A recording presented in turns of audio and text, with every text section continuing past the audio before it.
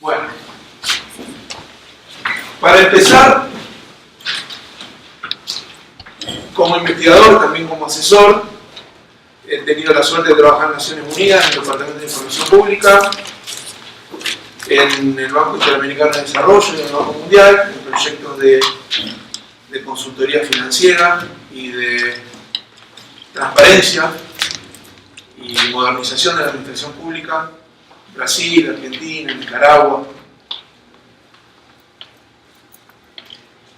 Parte de la gestión, también como abogado, asesor y abogado en materia tributaria para algunos despachos, como en esta etapa que me toca de mi vida, dedicándome específicamente a la investigación científica y a la academia. Pues hay algunas estructuras que creo que tenemos que dejar en claro para ir entendiendo cuál es el trasfondo de todo este tipo de discusiones, o por lo menos y fundamentalmente posicionarnos desde dónde vamos a mirar la estructura y el financiamiento, de dónde vamos a entender, por ejemplo, un federalismo fiscal, si debe ser con correspondencia fiscal o debe ser solidario. ¿Qué implican esos términos? ¿Qué tipo de finalidad y funciones tienen?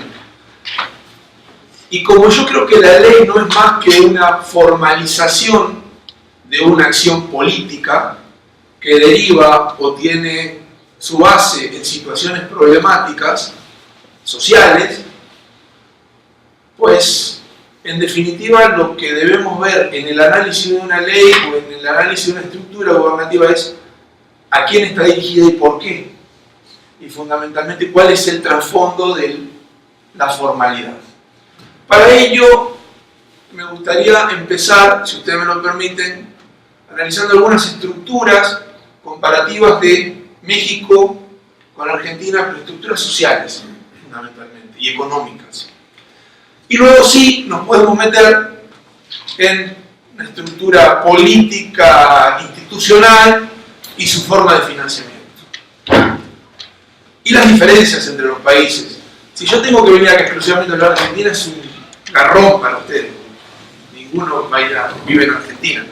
Pero para que vean un poco también las similitudes y las diferencias.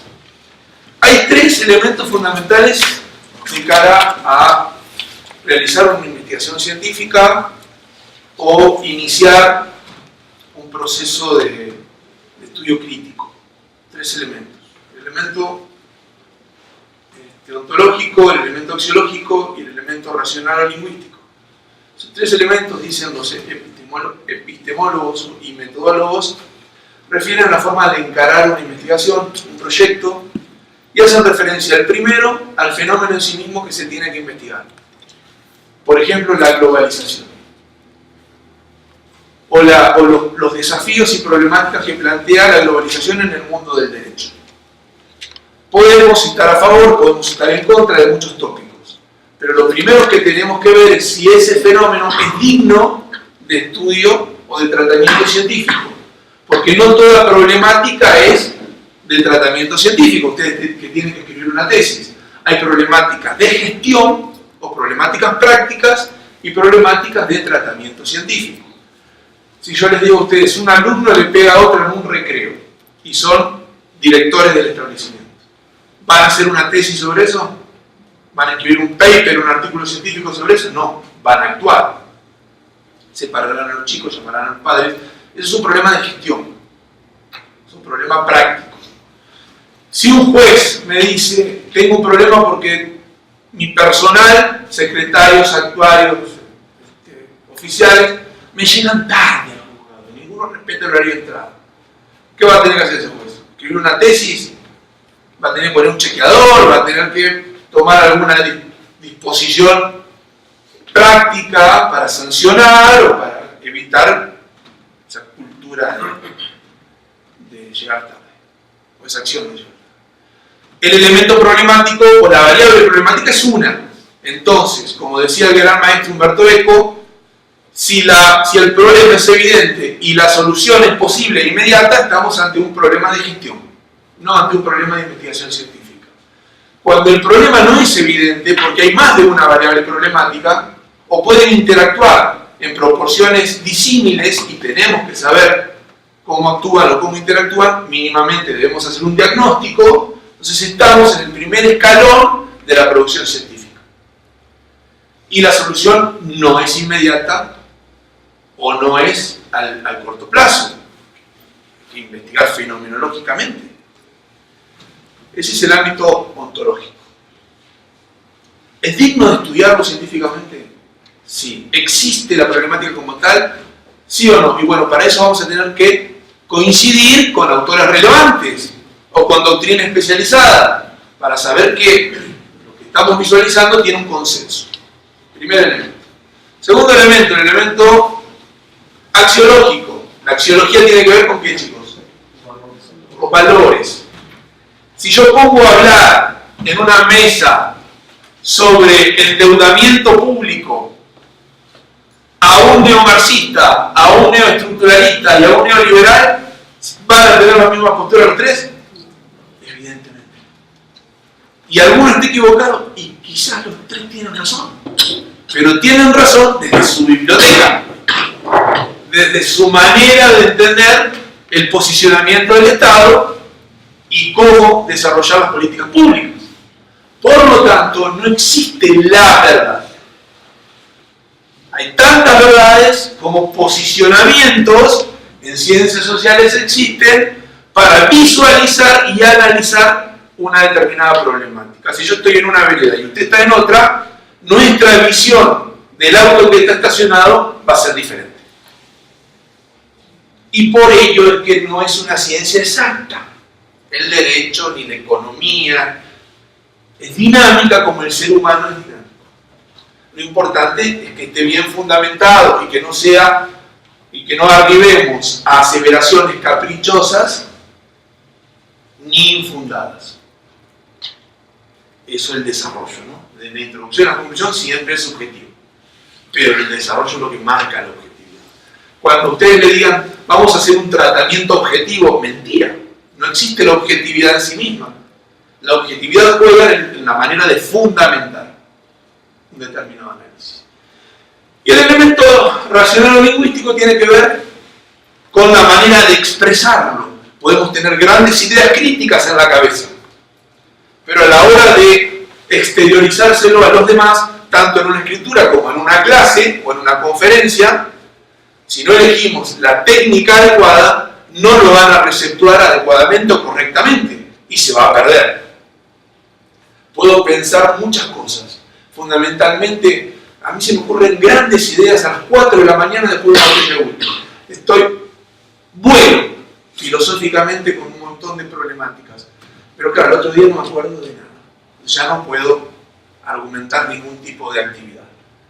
La forma en que uno tiene que estructurar una charla, un paper, un libro, una tesis, va a determinar también el grado de acercamiento de esas ideas y de comprensión por parte de la interacción del otro sujeto que es quien recibe la misma. Son tres elementos que en metodología son fundamentales.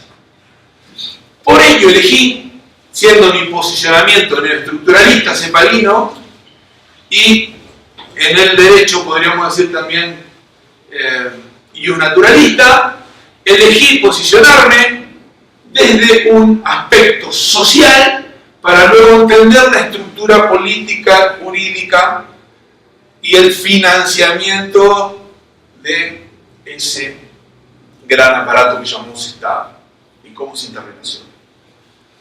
¿Se entiende? Vamos a empezar con algunos datos, que quizás pueden ser críticos o no. Ustedes van haciendo un argentino hablando de México. A mí me dijeron una vez, yo viví 6 años en este país, cuando era joven y lindo. Bueno, nunca fui lindo, pero cuando era joven. Y una vez un amigo mexicano me dijo, solo un amigo, solo quien realmente te quiere te dice que tienes la cara sucia. Al resto no le importa. O entre los hombres, no la bragueta abierta. Por ahí anda todo el día con la bragueta abierta y el amigo que te dice, tienes la farmacia abierta. Como para que te cierres. Pero solo quien te quiere, al que no le importa, pues te deja así. Entonces, amo este país, tengo una vinculación muy importante con este país. Y en sentido personal y en muchos otros. Y por ello es que me animo a hacer la comparación con el mío. Pidiéndole, pues, la aceptación a ustedes y con todo respeto, ¿no? Por favor, no me apliquen el 33 constitucional. Sáquenme. Dejo la canilla abierta. Bien, vamos a empezar con el término desigualdad. ¿Saben lo que es el principio de igualdad de oportunidades? ¿Alguien me lo puede explicar? ¿Me pueden decir qué entienden por igualdad de oportunidades? Tenemos 3 tipos de igualdad. Bueno, por lo menos, que yo conozco.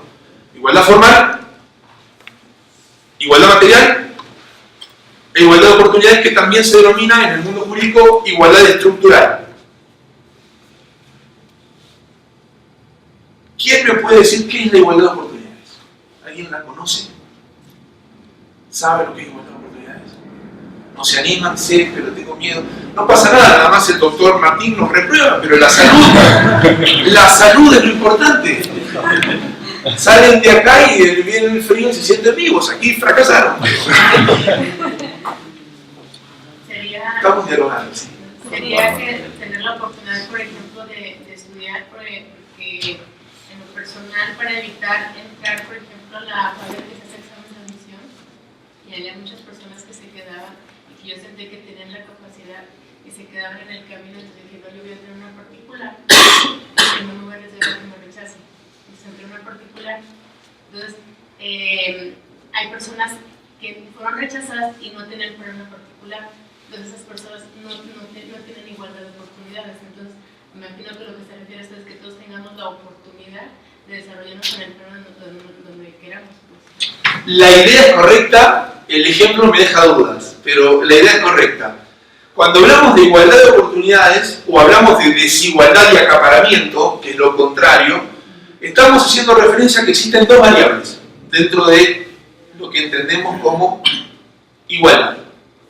La primera son variables endógenas y las segundas son variables exógenas, independientes del individuo, que no controla. Por ejemplo, el acceso al sistema educativo es una variable exógena. La capacidad de aprovechamiento del sistema educativo es una variable endógena. Entonces, ¿ustedes qué creen? ¿Cuándo hay desigualdad de oportunidades? Cuando hay un bloqueo de qué variable, endógena o exógena. Exógena. Por motivos de raza, sexualidad, lugar de habitabilidad o lugar de nacimiento, ese individuo tiene su potencialidad de desarrollo restringida respecto de otros. Eso es desigualdad de oportunidades. Ahora, si yo fui un vago que no estudió durante la carrera y no la recibí, ese es mi problema, que dependía de mí. Lo que no depende de mí, cuando se cierran las puertas, y en esto las mujeres saben mucho, porque todavía hoy, en pleno siglo XXI, tenemos un montón de políticas misóginas que tienden a poner a la mujer en un segundo plano respecto del hombre. Y eso es solamente por ser mujer. Así también por su orientación sexual. Te pueden cerrar puertas. Te pueden decir no a este tipo de personas.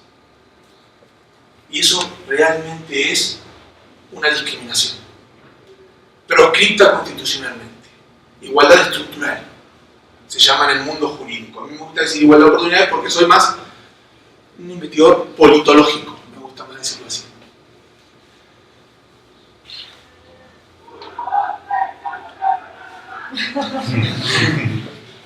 La igualdad de oportunidades es uno de los mayores desafíos que deben ser emprendidos por políticas públicas concretas. La CEPAL, un organismo al cual yo respeto muchísimo, que fundó una doctrina basada en igualdad de oportunidades que se llama neoestructuralismo, que continúa el estructuralismo, que es una corriente latinoamericana nacida en la Universidad de Campiña, en Brasil, que es como la receta latinoamericana para los problemas latinoamericanos, es lo que se entiende que la periferia para la periferia, ¿no? De no agarrar o no copiar recetas centrales. Cataloga hace mucho tiempo, y en el último informe del 2017 dice que Latinoamérica es el continente más desigual del mundo. Y me van a decir ustedes, ¿más que África subsahariana? Sí. ¿Y por qué, doctor? Bueno, no me Luciano. ¿Por qué, Luciano? Porque allá están todos fregados. O sea, hay igualdad, están todos fregados. Igualitos. Clase media baja.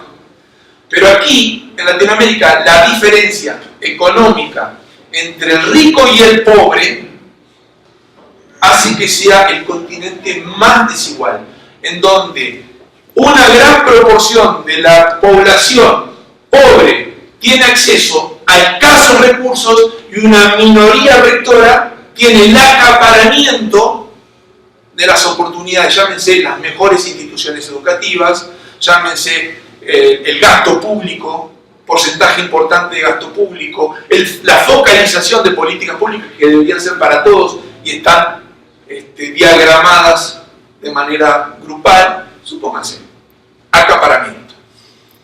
Esa diferencia entre el rico y el pobre, nosotros en este continente es la mayor de todas, de todo el mundo. Vivimos en países que son considerados los más desiguales del mundo. Para que hagamos una idea de dónde estamos parados. Al momento de empezar a... Porque luego hablamos y nos queremos comparar con Nueva Zelanda, ¿cómo funciona el servicio del transporte acá y cómo funciona Nueva Zelanda? Hola. Empecemos a posicionarnos de donde realmente somos contemplados y cuáles son nuestras debilidades.